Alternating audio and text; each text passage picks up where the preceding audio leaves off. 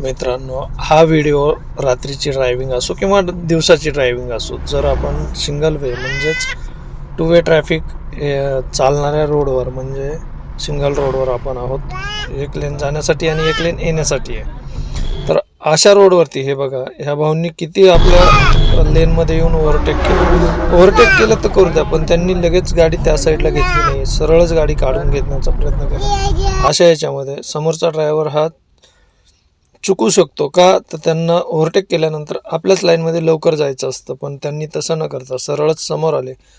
आता हा दुसरा व्हिडिओ बघा, सेम आहे, दुसरी सिच्युएशन आहे. आता या ठिकाणी आपण पांढऱ्या लाईट किती आहेत, ह्या लाईटचा त्रास भरपूर होतो मित्रांनो, आणि मी लो बीमवरच गाडी चालवतो कंटिन्यू, शक्यतो होता होईल तेवढं 90% आणि 10% फक्त मी हाय बीमचा वापर करतो जिथं आवश्यकता आहे तिथंच. तर या व्हिडिओमध्ये आपण पाहू शकतो की आता समोरून येणाऱ्या गाडींचे पांढरे लाईट आहेत आणि त्याच्यामुळं काय प्रॉब्लेम होतो ते एक दाखवतो तुम्हाला. आता इथं ट्रॅव्हल्स आपल्या लाईनमध्ये येणार आहेत, पण त्यांचे पांढरे लाईट्स असल्यामुळे आपल्याला रोड काहीही दिसत नाही डाव्या साईडचा, आणि त्याच्यामुळं लेफ्ट साईडला खाली गाडी उतरवणं पूर्ण चुकीचं आहे. आणि पलीकडे एक ट्रॅव्हल्स थांबली होती, पण या भावांनी एवढा पण विचार नाही केला की आपण आपल्या हेडलाईट या लो बीम कराव्यात. त्यांनी आहे तशा गाड्या त्यांच्या काढून घेतल्या. आता समोरचा कुठून जाईन त्याच्याशी काही घेणं देणं नाही. आता दुसरा विषय, ओव्हरटेक करत असताना मित्रांनो, तर ओव्हरटेक करताना फार काळजी घ्यायची असते अशा रोडवर जिथं टू वे ट्रॅफिक आहे आणि सिंगल रोड आहे. तर या ठिकाणी बघा, मी त्या गाडीच्या पाठीमागेच ओव्हरटेक केलं असतं, पण मी तसं न करता लेफ्ट साईडच्या लाईनमध्ये आलो आणि समोरची सिच्युएशन अगोदर पाहून घेतली आणि तिथं ओव्हरटेक करणं टाळलं. का तर समोरून गाड्या येत होत्या, आणि त्याच्यानंतर जसं मला जागा भेटेल तसंच ओव्हरटेक करल, नाही तर थोडंसं रिलॅक्स याच गाडीच्या मागे चालल. आणि तरी देखील आता या गाडीला जेव्हा ओव्हरटेक कराल ना, तर तेव्हा तुमच्या लक्षात येईल की आपण काय केलं पाहिजे.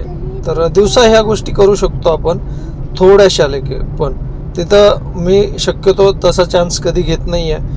पण या ठिकाणी स्पीड ब्रेकर होता आणि स्पीड ब्रेकरवर गाड्यांचे स्पीड हा कमी होता, आणि त्या ठिकाणी थोडंसं चौक असल्यामुळं रोडचे तुम्ही साईड पट्टीच्या बाहेर पण रोड आहे हे पाहू शकता.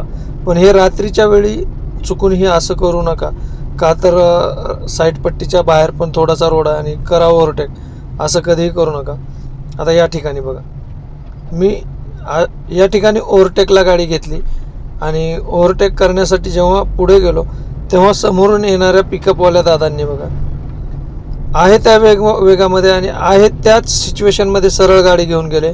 मलाच तिथं गाडी अचानक लेफ्टला जोरात घ्यावी लागली. तर याला घाबरतो मित्रांनो मी, अशी सिच्युएशन तयार होऊ नये असं मला वाटतं. बघा, मी किती खाली उतरवली गाडी, पाहिलं असेल तुम्ही, पूर्ण खाली उतरवली होती. तर त्या पिकअपवाल्या दादांनी थोडीशी लेफ्टला घ्यायला पाहिजे होती, पण त्यांनी अशी, मी बघा इथं पण घेतली का नाही लेफ्ट साईडला. तर हे दिवसा आपण करू शकतो असे ओव्हरटेक, थोडंसं आपण एक दुसऱ्याला समजून घेऊ शकतो, पण रात्रीच्या वेळी असे ओव्हरटेक करणं टाळा. जसं की आपण पहिला फॉर्च्युनरचा ओव्हरटेक पाहिला असेल, जो की रात्रीच्या वेळीचा होता आणि त्यांनी पांढरे लाईट देखील लावले होते. तर त्या सिच्युएशनमध्ये चूक नसतानाही समोरच्या गाडीवाल्याला त्याचं नुकसान कधी कधी होऊ शकतं. तर या गोष्टी टाळायच्या असतील तर असे ओव्हरटेक टाळा, जेणेकरून रात्रीच्या वेळी समोरून गाडी येत असेल आणि जर जवळून ओव्हरटेक होणार असेल तर तो ओव्हरटेक शक्यतो टाळण्याचा प्रयत्न करा आणि गाडी चालवा.